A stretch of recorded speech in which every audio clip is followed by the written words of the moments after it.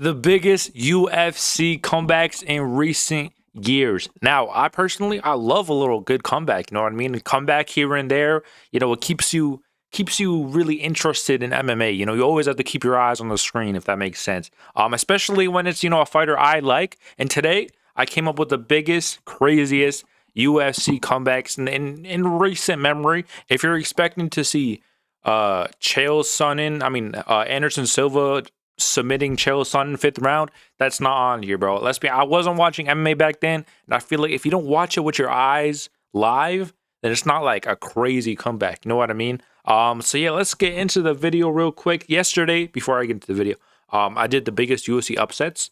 So today I'm doing the biggest UFC comeback. See how I'm like bouncing off each other? Pause. I don't know. But yeah, here is the little presentation I made. This video took a lot longer than, I honestly thinking of comebacks was actually really, I tried doing research. They were giving me comebacks from like 2011, bro. I'm being real. There was no recent ones. So I literally had to look at the rankings, look at every fighter. Do they have a comeback? Do they have a comeback? So yeah, hard to make, subscribe, like, you know the drill. So let's get on to the first one. The easiest one to Leon Edwards comeback KO against Kamaru Usman. Round 5, head kick knockout. Put him out cold. Won the belt. This one was so legendary. I wasn't even an MMA fan when this happened, but I still saw it on my feed. It was absolutely insane. I shocked the world. I feel like I didn't watch it live, as I just said, but I feel like if you did, you had to be like punch yourself in the face or something like that, because this is like out of a movie, bro. Genuinely Rocky story. Was a huge underdog. Actually, I'm not too sure about the underdog, but he was losing all 5 rounds. Kamaru Usman, he was the dominant champion. He was in control. He was he was winning the fight pretty easily, for being real. Obviously the first round kind of it was competitive, but throughout the fight, he was getting the better of Leon. Leon was gassed, and then that legendary little pep talk they had in the corner, literally out of a movie. And then he hits him with a head kick and puts him out cold, won the belt. This one's even more sweeter, just knowing that Edwards won the trilogy. So this fight really mattered, bro. If he lost this, he would have been down 2-0 against Usman. He probably would have, he would have lost out against a lot of shmoney, if that makes sense. A lot of pay-per-view checks he wouldn't have got in. I don't know if he would have became champ, if I'm being real. If he didn't get this KO, obviously he's on a loss streak right now. I don't know who he would have beat to become champ. He's not beating Bilal, we know that. He's not beating, well, he beat Usman. He's not beating Prata, is probably Ian Gary, no Islam.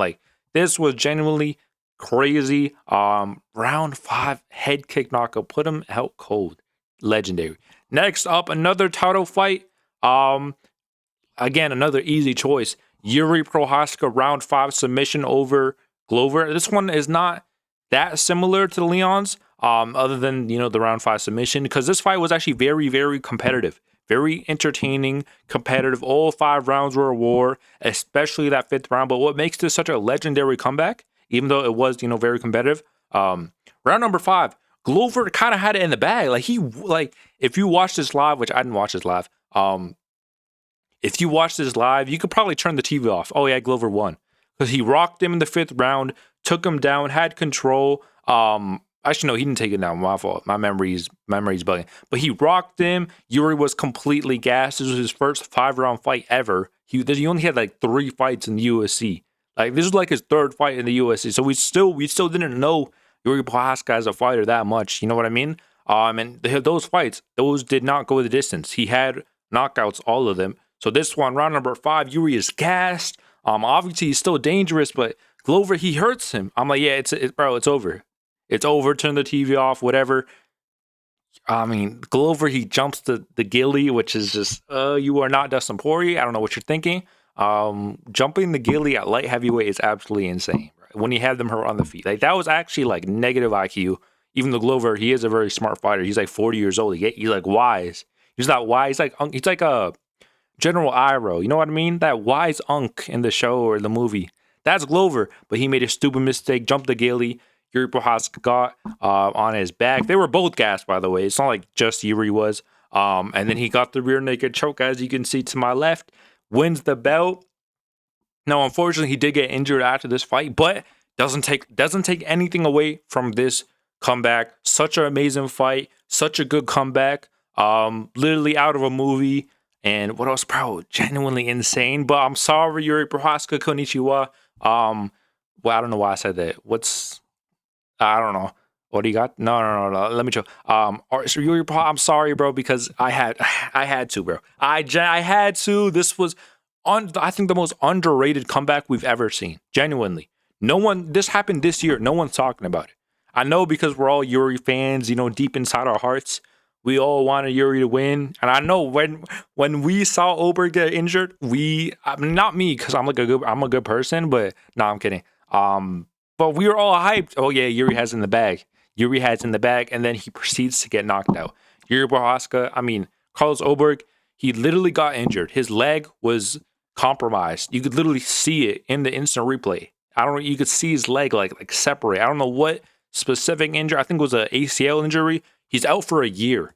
Like he was barely walking. He was kind of like dragging his feet. But Yuri Prohaska, it kind of takes away a little from the comeback because Yuri, let's be honest, whether you don't think so or you do, no, I feel like, bro, what am I saying? Bro, he was showing a little more. Like, come on, he was showing a little mercy. He was pointing at which leg. So he was showing a bit of mercy, but it doesn't take away from Oberg's, in my opinion, doesn't take away from his knockout, bro.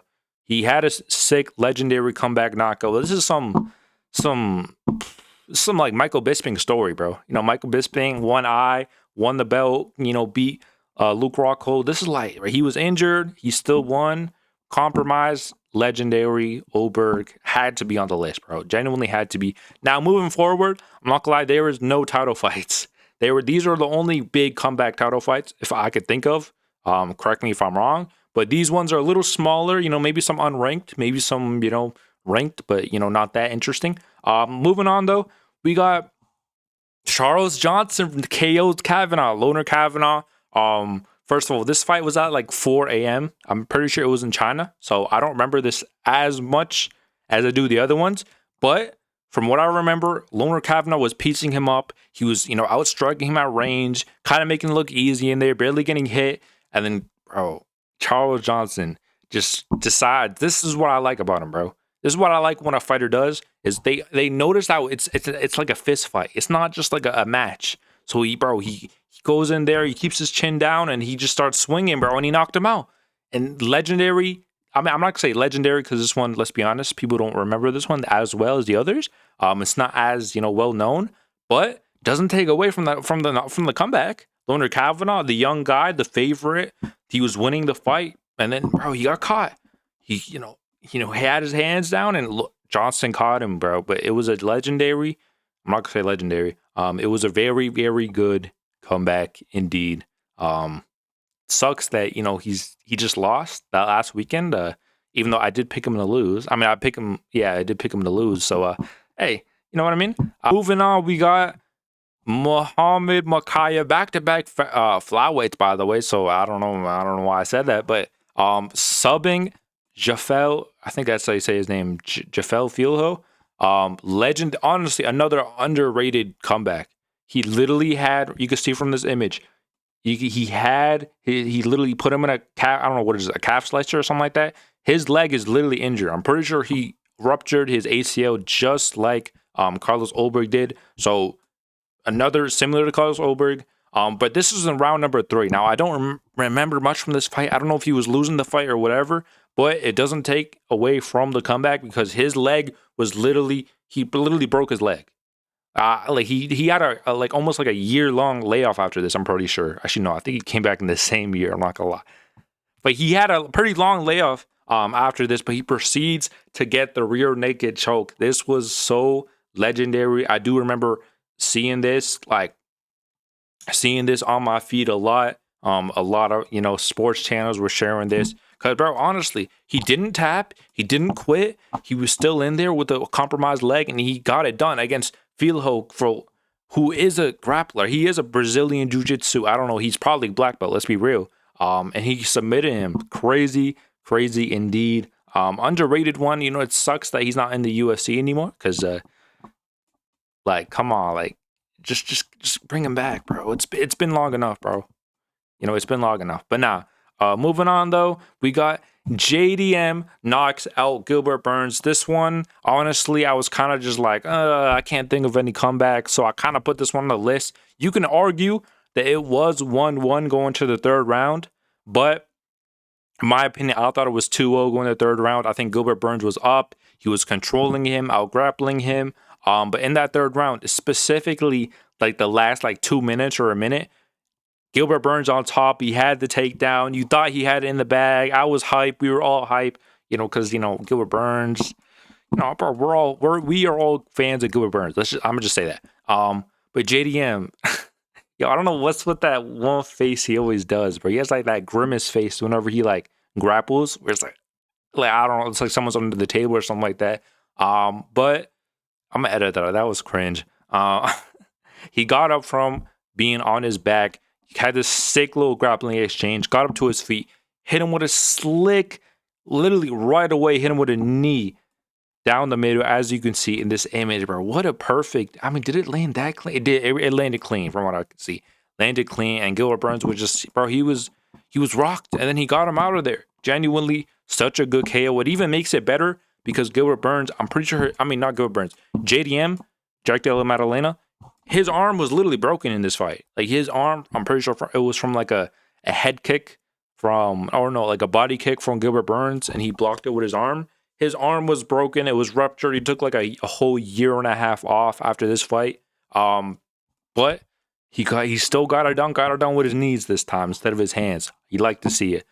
Gilbert Burns, JDM, he got a title shot after this fight. So hey, comebacks get you up the rankings, if that makes sense. So yeah, moving on, we got Derek Lewis KOs.